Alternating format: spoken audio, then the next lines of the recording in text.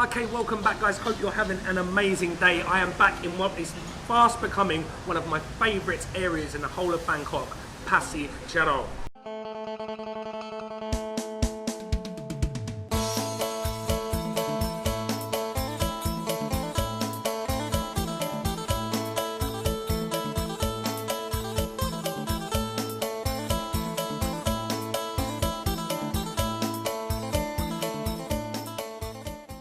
So I've come down to check out a 30-year-old no-name Suki and Tatsang stir-fry shop. I've walked past this shop at least once a week, every day for the last, say, 5 years. It's just down the road from the hospital where Finley was born, so I am in this area a lot. And it's always really, really busy from first thing in the morning till it closes. Always see people outside. And the thing that actually first attracted me to the shop is there's this kind of older gentleman absolutely covered in sakyant tattoos, which are these dodgy tattoos that I've got on my arm. So I thought this guy looks like a character. So I came in finally a few weeks ago after wanting to come here for like 5 years, and I can tell you now this is one of the best, cheapest stir-fry shops you will find in the whole of Bangkok. So I don't care if you don't watch this video, all you've got to do is check the links in the description box below for maps and opening times, and get yourself down here and try this out for yourselves. So the first thing you're going to notice when you get to the shop is Kaprao, who is a lady that owns the shop. She must be in her 70s, which makes it very, very impressive the amount of dishes she's smashing out one after the other. Each dish takes about 30 seconds. I was just standing there a minute ago, just watching her in awe, just smashing out dish after dish after dish. Tom yum, Suki, Pak Kana Moo Krob, Pak Kaprao. They do every single dish in the book here, and they do every single dish well. So I'm absolutely starving. Alright, so I've ordered 3 dishes. I did want to get the tom yum, but I just didn't think I could fit it in. So what I did order was the Suki, because that's what they're famous for here. She even makes her own Suki sauce, which is very important for me. I'm not always the biggest fan of Suki, especially Suki with soup. I don't like that, but the dry Suki, fried Suki, the sauce can't be too sweet for me. Sometimes it's really, really overly sweet and it's just bought from the shops. She's made her own with red bean curd, sesame oil, some soy sauce, as far as I can gather. And it's kind of thick, rich, and you get like the mouthfeel from the pounded up red bean curd. Amazing.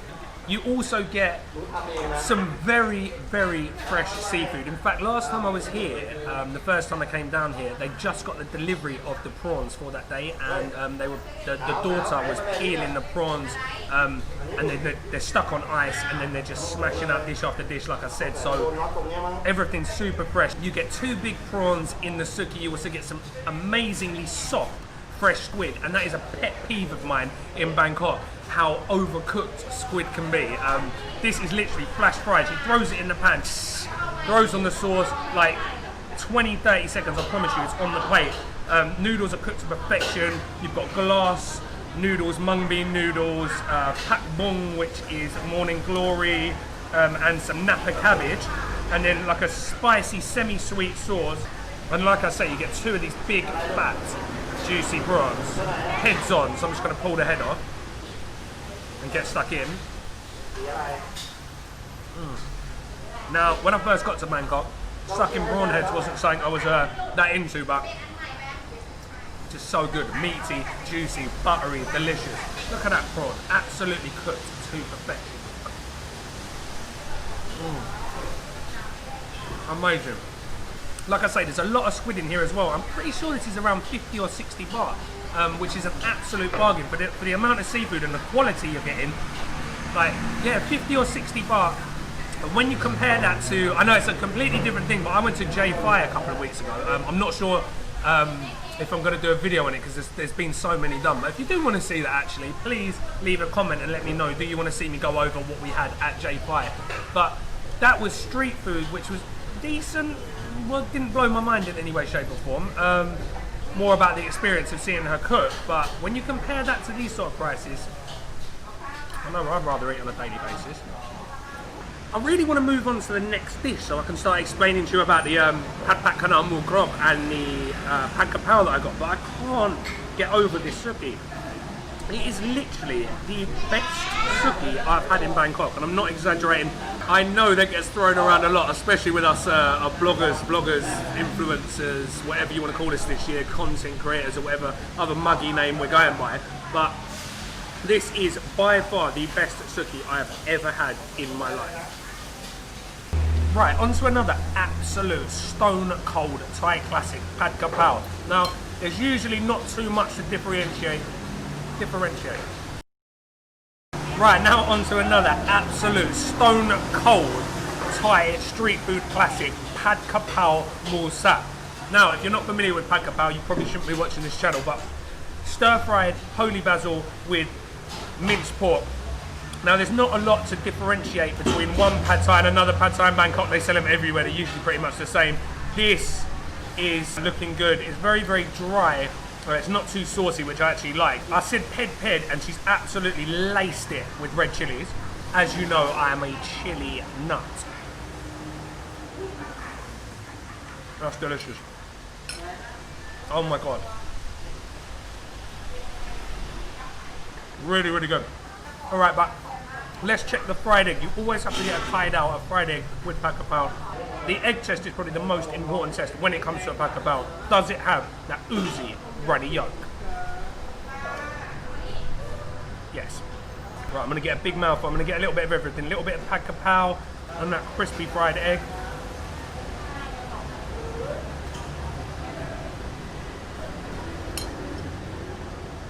Oh my God.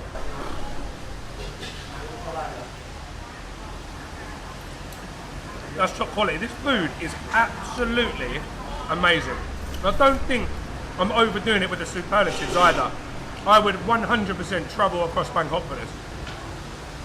Alright, and last but certainly not least, one of my top tap sang stir-fried dishes ever in Bangkok. In fact, this was one of the first recipes I ever did on my website, and it's still today my #1 viewed recipe of all time.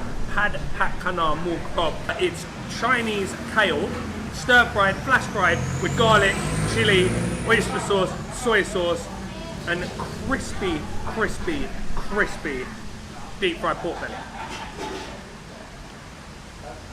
Now, just take a look at how crunchy, crispy, and caramelized that skin is. Stop it.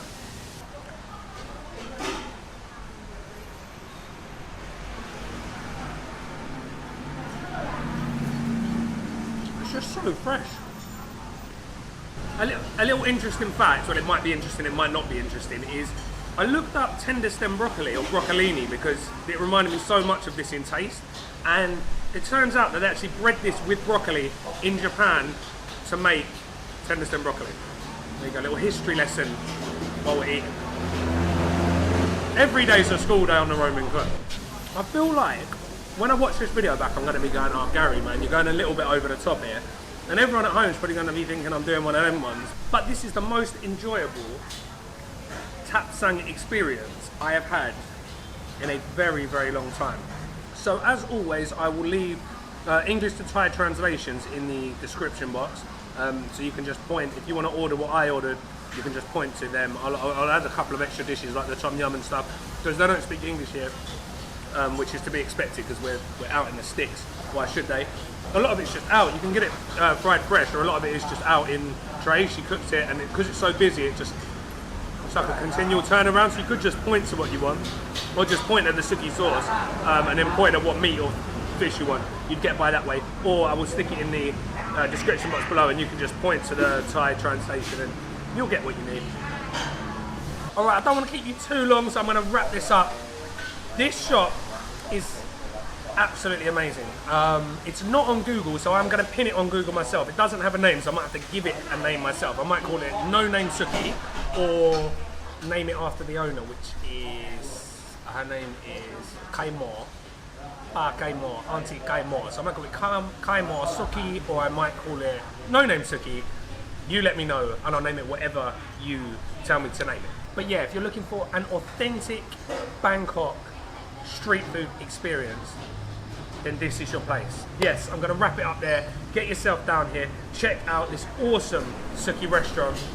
thank you very much for all the support. It's very much appreciated. Make sure you leave a comment in the comment section below. Tell me whether you're going to come here yourself or this is something that you found interesting. Again, I will see you guys in the next one.